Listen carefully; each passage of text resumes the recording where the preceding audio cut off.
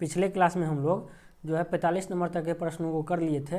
आज आपका जो है 46 नंबर से हम लोग शुरुआत करते हैं। चलिए 46 नंबर का प्रश्न आपका कह रहा है 20% तथा 5% के दो क्रमवार बट्टे किस एकमात्र बट्टे के समतुल्य है। बट्टा का मतलब डिस्काउंट, अंग्रेजी में हम लोग डिस्काउंट जिसको बोलते हैं, यानी छूट, यानी 20% का छूट और 5% का छूट जो है दो क्रमवार छूट दिया गया है। मान लेते हैं हम लोग किसी वस्तु का मूल्य जो है आपका 100 रुपया रहा है, तो 100 रुपया में यदि हम लोग 20% का डिस्काउंट दे देंगे तो कितना रुपया हो जाएगा, 100 में 20 टका घट जाएगा, 80 टका हो जाएगा। फिर करा इस 80 पे जो आपका 5% का छूट दिया गया है, तो 5% निकाल लेंगे इसका हम लोग, तो 80 का 5% कितना होगा, तो 4 हो जाएगा, यानी 4 रुपया कम, 80 में से 4 रुपया चला जाएगा तो बचेगा कितना, 76 रुपया, यानी वस्तु जो है 76 रुपया मिला होगा। तो यही कह रहा था हम लोग से कुल कितना का डिस्काउंट मिला है, एक डिस्काउंट में बताना है आप लोग को कुल कितना का डिस्काउंट मिला है। तो 100 से 76 पे वस्तु पाए तो कितना का डिस्काउंट हुआ, तो हम लोग देख रहे हैं 24 रुपया का डिस्काउंट हुआ, यानी 100 में 24 रुपया का डिस्काउंट हुआ, तो बोल सकते हैं सीधा तौर पे 24% का आपका क्या हुआ, डिस्काउंट हुआ। तो एकमात्र समतुल्य बट्टा किसके बराबर है, तो 24% के बराबर है। ऑप्शन नंबर भी आपका करेक्ट हो गया। चलिए अगला प्रश्न को देखते हैं। प्रश्न है यदि किसी संख्या में 20% की वृद्धि की जाए तथा परिणामी संख्या में पुनः 20% की वृद्धि की जाए तो कुल वृद्धि कितने प्रतिशत की होगी। तो समझिए सवाल को, कह रहा है पहले जो है 20% संख्या में वृद्धि किए, फिर जो है जो परिणाम निकला मेरा फाइनल 20% वृद्धि करने के बाद जो संख्या मेरा मिला उसमें जो है आपका कितना की वृद्धि किए हैं, तो 20% का वृद्धि किए हैं। तो कह रहा है कुल कितने प्रतिशत की वृद्धि हुई है। तो हम लोग मान लेते हैं संख्या 100 रहा होगा, तो 20% का वृद्धि कर दिए तो कितना हो जाएगा, प्लस 20 का वृद्धि हो जाएगा, 120 हो जाएगा। अब करा इस 120 में 20% का वृद्धि कर दिए, कितना वृद्धि किए, 20% का। 120 का 20% निकालिएगा तो कितना निकलेगा, 24 निकलेगा, स्वाभाविक है। तो 120 प्लस 24 कितना हो जाएगा आपका, 144 हो जाएगा। तो कह रहा है कुल कितने वृद्धि हुई है, कितने प्रतिशत की वृद्धि होगी कुल। तो 100 से आपका 144 पे आ गए हैं, कितना का वृद्धि हुआ है, 44 का वृद्धि हुआ, कितना के ऊपर, 100 के ऊपर, तो डायरेक्ट बोल सकते हैं हम लोग 44% का वृद्धि हुआ है। ऑप्शन नंबर सी करेक्ट हो गया। या इसको हम लोग इस तरीका से भी बना सकते हैं, 20% वृद्धि का मतलब कोई भी चीज़ 5 था हो गया 6, 5 बढ़ के 6 हो गया, फिर 6 हो गया, 5 बढ़ के 6 हो गया, 2 बार 20% का वृद्धि हुआ तो 36, यानी कोई भी चीज़ मेरा 25 था तो 36 बन गया। कितना का वृद्धि हुआ है, प्लस 11 का वृद्धि हुआ है। 11 का वृद्धि कितने के ऊपर हुआ, 25 के ऊपर हुआ है, इंटू 100 कीजिएगा, 25 चौका 100, 11 चौका 44, यानी कुल जो है आपका 44% का वृद्धि हुआ है। तो ऑप्शन नंबर सी आपका करेक्ट आंसर हो गया। चलिए अगला प्रश्न को देखते हैं। प्रश्न आपका जोसेफ की आय में 10% की कमी कर दी गई, उसकी आय को पूर्व स्तर पर लाने हेतु नई आय में कितने प्रतिशत की वृद्धि करनी होगी। हम लोग मान लेते हैं जोसेफ की आय 100 टका है, तो इसमें 10% का कमी कर दिया गया। 10% कमी का मतलब अब 90 टका उसका आय है। अब कह रहा है 90 से फिर उसको 100 पे हमको लाना है, तो कितना प्रतिशत का वृद्धि करना होगा। तो कितना, 90 में 10 जोड़ेंगे तब 100 आएगा। तो हम लोग को परसेंटेज में पूछा है, तो 10/90 गुना 100, 0 से 0 कैंसिल, तो क्या हो गया, 100/9 हो गया, यानी 11.1/9% का वृद्धि करना होगा। तो ऑप्शन नंबर आपका बी करेक्ट आंसर हो जाएगा। या इसको ऐसे भी देख सकते हैं, 10% का कमी कर दिया गया, तो यानी 10 जो है मेरा 9 बन गया, 10 कितना बन गया, 9 बन गया।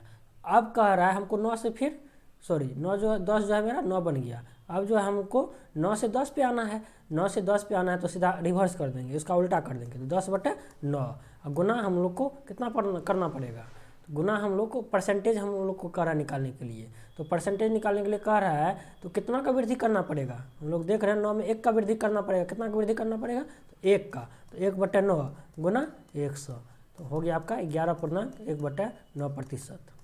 ऑप्शन नंबर बी आपका करेक्ट आंसर हो गया। चलिए अगला प्रश्न को देखते हैं। प्रश्न आपका है एक संख्या में से 600 के 75% का 2/3 घटाने पर प्राप्त संख्या 320 है, मूल संख्या कितनी है। एक संख्या में से 600 के कितना 75% का 2/3 घटाने पर, कह रहा है मेरा एक संख्या हम लोग मान लेते हैं x है, संख्या में से 600 के 75% का 2/3 घटाने पे, तो माइनस 600 का 75% का मतलब 3/4 इंटू 2/3 2/3, तो प्राप्त संख्या मेरा कितना है 320 है, 320 के बराबर। तो x का मान निकालना है, मूल संख्या कितनी होगी हम लोग से पूछ रहा है। तो आपका कितना हो गया, 4 तिया 12, 12 पंचे 60, 50 बार में 50 तिया 150 या 3 दूनी 6, 50 छाके 300, x minus 300 equal to 320, x equal to इस साइड आएगा तो प्लस में हो जाएगा 320 प्लस 300, तो कितना हो जाएगा आपका 620। ऑप्शन नंबर आपका बी करेक्ट आंसर हो गया। चलिए अगला प्रश्न को देखते हैं। 50 नंबर का प्रश्न आपका है, फलों के मूल्य में 30% की कमी करने पर उनकी बिक्री 40% अधिक हो जाती है, इससे विक्रय मूल्य पर क्या प्रभाव पड़ेगा। फल के मूल्य में 30% का कमी कर दिया, तो यानी मेरा जो है 100 मेरा 30%, 100 में 30 जाएगा 70 बचेगा, तो 70 यानी 10 मेरा कितना बन गया, 7 बन गया। तो पहले 10 रुपया पर केजी फल मिलता था, अब 7 रुपया पर केजी मिल रहा है। तो कह रहा है उनकी बिक्री में 40% अधिक हो जाती है। 40% अधिक का मतलब मेरा कोई भी चीज़ पहले 5 केजी बिकता था, अब 7 केजी बिकने लगा। तो कितना हो गया कुल रुपया 7 7 49, ऊपर में नीचे में 10 5 50। तो कह रहा है तो इसके विक्रय मूल्य पर क्या प्रभाव पड़ेगा, इसके विक्रय मूल्य पर क्या प्रभाव पड़ रहा है। पहले जो है 50 रुपया का बेचता था, अब कितना का बेच रहा है, 89 रुपया का बेच रहा है। कितना का कमी है, हम लोग देख रहे हैं 50 में 1 का कमी है। कितना का कमी है, 50 में 1 रुपया का कमी है। इंटू 100 कीजिएगा, परसेंटेज निकल जाएगा, कितना का कमी हो जाएगा, 50 दूनी 100, यानी 2% का क्या हुआ, कमी हो गया। ऑप्शन नंबर डी आपका करेक्ट आंसर हो जाएगा। चलिए अगला प्रश्न को देखते हैं। प्रश्न है, चीनी के भाव में 40% वृद्धि होने पर किसी परिवार को चीनी की वार्षिक खपत में कितने प्रतिशत कम करनी होगी जिससे परिवार का खर्च न बढ़े। पहले क्या किया, 40% चीनी का भाव बढ़ा दिया। पहले 100 रुपया में चीनी मिलता था, अब 140 रुपया मिलने लगा चीनी। अब कह रहा है पहले 100 केजी चीनी खाता था, मान लेते हैं हम लोग पहले जो आपका 100 रुपया में चीनी मिलता था, अब जो है 140 रुपया में वही चीनी मिल रहा है। ठीक, कोई बात नहीं। तो अब कह रहा है अभी भी हम लोग जो है 140 का स्थान पे अभी भी हम लोग 100 टका खर्च करेंगे, तो हम लोग क्या देगा, दुकानदार जो है सामान ही कम देगा। तो कितना रुपया का सामान कम देगा, 40 टका का सामान कम देगा। कितना के ऊपर, 140 के ऊपर इंटू 100, तो 0 से 0 कैंसिल, 2 दूनी 4, 2 7 14, यानी 200/7% खपत कम करनी होगी। या इसको फ्रैक्शन में तोड़िएगा तो कितना हो जाएगा, 7 दूनी 14 बचा 6, 7 8 56, यानी 28.4/7% का कमी करना पड़ेगा। 28.4/7, ऑप्शन नंबर बी आपका करेक्ट आंसर हो जाएगा। तो वार्षिक खपत में कितना कमी करना पड़ेगा, 28.4/7% का कमी करना पड़ेगा। चलिए अगला प्रश्न को देखते हैं। प्रश्न आपका है 52 नंबर का, किसी वस्तु के भाव में 20% की वृद्धि होने पर उस वस्तु की खपत कितने प्रतिशत से कम की जाए कि खर्च न बढ़े। मान लेते हैं हम लोग किसी वस्तु का मूल्य 100 टका था, अब 20% का वृद्धि हो गया उसमें, तो 20% का वृद्धि हो गया तो प्लस 20 टका हो गया, यानी 120 टका में वह वस्तु मिल रहा है। लेकिन कह रहा है हम लोग 120 टका खर्चा नहीं करेंगे, हम लोग कितना करेंगे खर्च, 100 टका खर्च करेंगे। तो स्वाभाविक है आपको 20 टका का कम सामान मिलेगा। कितना के ऊपर कम मिलेगा, तो 120 के ऊपर इंटू 100, तो 20 छक्का 120, 2 तिया 6, 50 हो गया, 50/3, 50/3 का मतलब 16.2/3% का कमी करना पड़ेगा। ऑप्शन नंबर बी आपका करेक्ट आंसर हो गया। चलिए अगला प्रश्न को देखते हैं। 53 नंबर में कह रहा है, एक दुकानदार 45 रुपया में एक कॉपी बेचता है तथा 4% लाभ कमाता है। वह एक पेंसिल बॉक्स 80 रुपया में बेचता है तथा इस पर 20% लाभ कमाता है। वह यदि प्रतिदिन 10 कॉपियाँ तथा 6 पेंसिल बॉक्स बेचे तो 2 सप्ताह में वह कितना धन कमाएगा। 45 रुपया में एक कॉपी बेचता है तो कितना प्रतिशत लाभ कमाता है, 4%। और पेंसिल बॉक्स 80 रुपया में बेचता है तो कितना प्रतिशत लाभ कमाता है, 20%।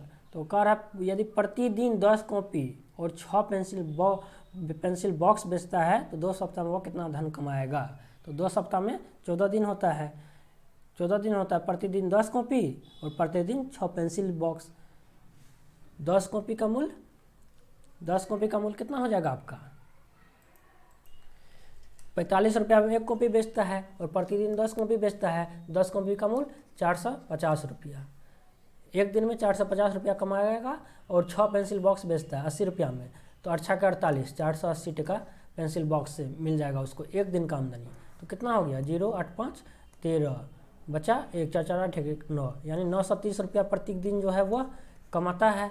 930 रुपया एक दिन में, तो 14 दिन में कितना हो जाएगा आपका, गुना 14 कीजिएगा तो हो जाएगा 14 तिया 42, बचा 4, तो 14 नमा 126, 126 और 4 130, कितना हो गया आपका, तो हो गया आपका 13,020 टका। 13,020 टका तो कुल धन हुआ, तो उसका लाभ कितना होगा, सवाल में पूछ रहा है उसका लाभ कितना होगा।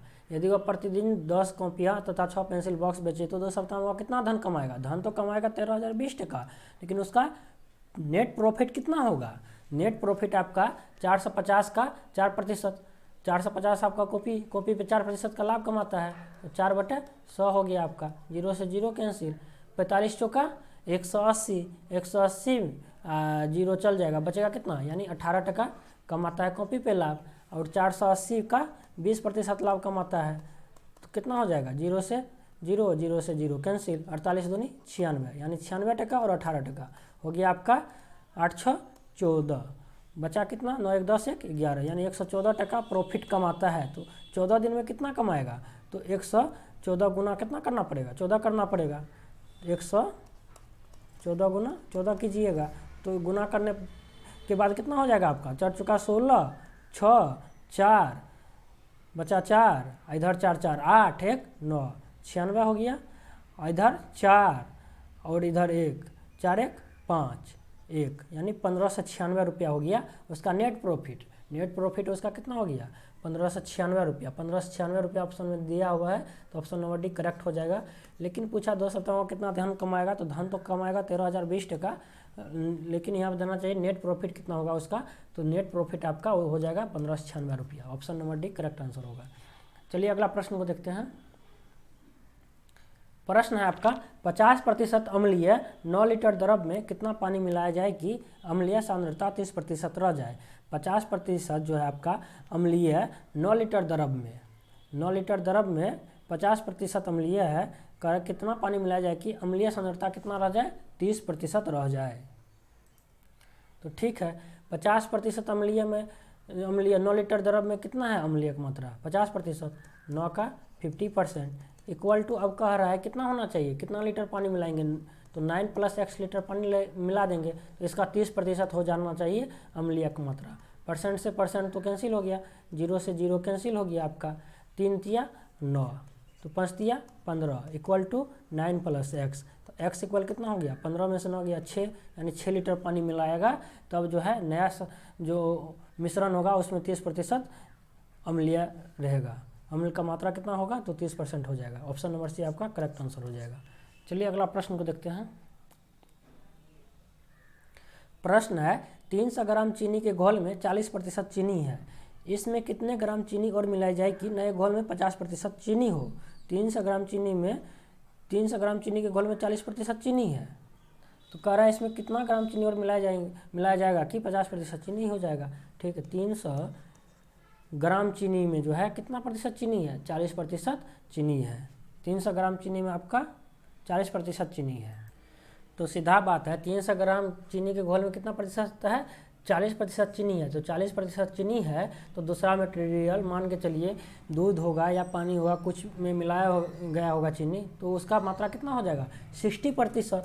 वो तो फिक्स है आपका 60%, 300 ग्राम का 60%, और नया में हम सिर्फ चीनी ऐड कर रहे हैं, तो नया मिश्रण में भी आपका उधर दूध होगा या पानी होगा, जो भी चीज़ मिलाया गया होगा जिसमें भी, तो वो तो फिक्स होगा, उतना ही ग्राम होगा उसमें भी। तो नया में आपका 300 + x ग्राम चीनी मिला दिए, तो इसका नया घोल में कितना हो जा रहा है चीनी का मात्रा, 50%, और पानी होगा या दूध होगा, जो चीज़ भी हो उसका मात्रा कितना होगा, 50%, 50%, 0 से 0 कैंसिल हो गया आपका, 5 6 के 30 हो गया आपका कितना, तो 60, 6 6 के 36, तो कितना हो गया, 360 equal to 300 + x equal to कितना हो गया, 60, यानी 60 ग्राम और जो है चीनी मिलाएगा, तो नया मिश्रण में आपका चीनी का मात्रा जो है 40 से 50% हो जाएगा। ऑप्शन नंबर सी आपका करेक्ट आंसर हो गया।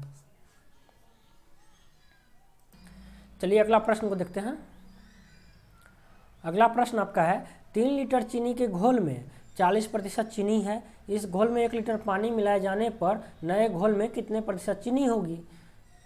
3 लीटर के घोल में कितना प्रतिशत चीनी है आपका 40% चीनी है। तो कह रहा है 1 लीटर पानी मिला दिए तो नया घोल में कितना प्रतिशत चीनी होगा। तो सीधी बात है 3 का 40% निकाल लीजिए, कितना 3 का 40%। चीनी का मात्रा तो फिक्स है 40%, नया घोल आपका कितना है 4 लीटर है, इंटू कीजिएगा 100। तो 100 से परसेंटेज कैंसिल हो गया आपका, बचा कितना, बच गया आपका 4 दूनी 40 यानी 10 तिया 30, यानी 30% क्या होगा आपका चीनी का मात्रा होगा। ऑप्शन नंबर सी आपका करेक्ट आंसर हो गया। चलिए अगला प्रश्न को देखते हैं। अगला प्रश्न आपका है 57 नंबर का। चीनी तथा पानी के 12 लीटर घोल में 4% चीनी है। चीनी और पानी का 12 लीटर का घोल है जिसमें 4% चीनी है। घोल को गर्म करके वाष्प द्वारा 2 लीटर पानी को उड़ा दिया जाने पर शेष घोल में कितने प्रतिशत चीनी है। क्या किया, चीनी तथा पानी घोल में जो है 12 लीटर आपका क्या है 12 लीटर चीनी और पानी का घोल है जिसमें 4% चीनी है, और घोल को गर्म करने के बाद जो है 2 लीटर पानी को उड़ा दिया गया, और शेष जो बचा आपका घोल उसमें पूछ रहा है कितना प्रतिशत चीनी है। तो 12 लीटर का 4% निकाल लीजिए, बढ़ चुका 48/100 यानी 0.48 ग्राम आपका चीनी होगा, या 0.48 लीटर आपका चीनी होगा। अब जो है चीनी तो पानी है ना, सिर्फ वाष्प के द्वारा पानी उड़ेगा, चीनी तो उड़ेगा नहीं। तो चीनी आपका 0.48 लीटर रहेगा कितना में, अब 10 लीटर पे गुना 100 कीजिएगा, 0 से 0 कैंसिल, नया में कितना निकल गया 4.8 प्रतिशत, 4.8%। नया घोल में जो है आपका चीनी का मात्रा कितना हो जाएगा 4.8%। ऑप्शन नंबर सी आपका करेक्ट आंसर हो जाएगा। चलिए अगला प्रश्न को देखते हैं। प्रश्न है किसी परीक्षा के लिए उत्तीर्णांक 40% है। एक विद्यार्थी ने 185 अंक प्राप्त किए तथा वह 15 अंकों से अनुत्तीर्ण हो गया। तो परीक्षा के अधिकतम अंक कितने हैं। उत्तीर्णांक मतलब पास मार्क, पासिंग मार्क 40% है। एक विद्यार्थी 185 नंबर लाया और 15 नंबर से फेल कर गया। अनुत्तीर्ण का मतलब फेल हो जाना। तो 185 + 15 जोड़ देंगे यानी 200, यानी 40% उसका पासिंग मार्क है परसेंटेज में, और नंबर में 200 नंबर उसका पासिंग मार्क है। 185 नंबर लाया, 15 नंबर से फेल कर गया, तो 185 + 15 नंबर और लाता तो पास कर जाता है। 185 + 15 200 नंबर, 40% बराबर 200, तो 100% उसका अधिकतम मार्क होगा एग्जाम का। तो 100% बराबर 200/40 गुना 100, 40 पंचे 200, 5 गुना 100 कितना हो जाएगा आपका 500। तो अधिकतम एग्जाम कितना का हुआ होगा, ऑप्शन नंबर सी 500 का हुआ होगा। ऑप्शन नंबर सी आपका करेक्ट आंसर हो जाएगा। चलिए अगला प्रश्न को देखते हैं।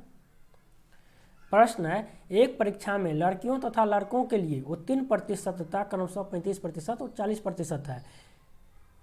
देखिए यहाँ पे लड़की के लिए 35% है पासिंग मार्क, लड़कों के लिए है 40%। और जो कह रहा है आगे, एक लड़का जो है 483 नंबर लाया, वह 117 नंबर से फेल कर गया। कितना नंबर लाता है 483 नंबर लाता है और 117 नंबर से फेल कर जाता है, यानी 117 नंबर लाता है तो पास कर जाता है। तो कितना हो जाता है 7 3 10, 8 1 9 10, 4 1 5 1 600, यानी 600 नंबर लाता है लड़का तो पास कर जाता है। लड़का के लिए पासिंग मार्क कितना है 40% है, 40% बराबर 600। तो कह रहा है लड़कियों के लिए न्यूनतम उत्तीर्ण अंक कितने हैं, तो हमको निकालना है 35%। 35% बराबर कितना के 600/40 गुना 35, 0 से 0 कैंसिल, 15 चौका 60, 15 गुना 35, तो 15 पचे 75, बचा 60, 15 तिया 45, 7 52, 525 नंबर लड़की लाती तो पास कर जाती है एग्जाम। तो ऑप्शन नंबर आपका कौन सा सही हो जाएगा इसमें, इनमें से कोई नहीं, इनमें से कोई नहीं है। तो 525 नंबर किसी में नहीं है, किसी ऑप्शन में नहीं, तो ऑप्शन नंबर ये आपका करेक्ट आंसर हो जाएगा, इनमें से कोई नहीं। चलिए अगला प्रश्न को देखते हैं। प्रश्न आपका है किसी कक्षा के 72% विद्यार्थियों ने जीव विज्ञान तथा 44% ने गणित विषय चुना। यदि प्रत्येक विद्यार्थी ने जीव विज्ञान तथा गणित में से कम एक विषय चुना हो तथा 40 विद्यार्थियों ने ये दोनों विषय चुने हो तो कक्षा में कुल कितने विद्यार्थी हैं। देखिए 72% विद्यार्थी क्या चुना है, तो जीव विज्ञान चुना है, बायोलॉजी चुना है आपका 72%, और कह रहा है 44% गणित चुना है, मैथमेटिक्स चुना है आपका 44%। कह रहा है यदि प्रत्येक विद्यार्थी ने जीव विज्ञान तथा गणित में कम से कम एक विषय चुना हो, कम से कम एक विषय चुना ही है गणित या विज्ञान में से, तो 40 विद्यार्थियों ने ये दोनों विषय चुने हो, 40 विद्यार्थी आपका दोनों सब्जेक्ट चुना है। 72% आपका बायोलॉजी है, 44% आपका मैथ है। तो कह रहा है दोनों विषय चुने हो तो कक्षा में कुल कितने विद्यार्थी थे? हमको पता है कुल आपका कितना विद्यार्थी होगा, 100% होगा, 100% होगा। तो बच्चा बायोलॉजी 72% चुना है, दोनों जो है मैथ और बायो लगभग 40 को विद्यार्थी चुना है। तो केवल बायो कितना चुना है? तो 72% माइनस 40। और यहाँ पे मैथ जो है केवल मैथ चुनने वाला विद्यार्थी की संख्या तो 44% माइनस 40। और टोटल कुल कितना होगा मेरा? 100% होगा। तो 72% माइनस 40 प्लस 40 दोनों सब्जेक्ट चुनने वाला की संख्या और प्लस 44% माइनस 40 केवल मैथ का चुनने वाला की संख्या बराबर 100% विद्यार्थी की कुल संख्या होगा। 40 से 40 आपका कैंसिल हो गया। 72 44 कितना हो गया? 116। 116% माइनस 40 इक्वल टू 100%। 100% कोई साइड लाइएगा तो 16% बराबर 40 के। तो हम लोग से पूछ रहा है कक्षा में कुल कितने विद्यार्थी थे? तो 100% विद्यार्थी था कुल। तो 100% बराबर कितना के? 40/16 गुना 100 काट दीजिए। 4 चौका 16, 25, 4 से भाग दीजिएगा 40 में 10 यानी 25 गुना 10, 250 विद्यार्थी कुल था कक्षा में। तो ऑप्शन नंबर आपका कौन सा सही हो जाएगा? ऑप्शन नंबर सी आपका करेक्ट आंसर हो जाएगा।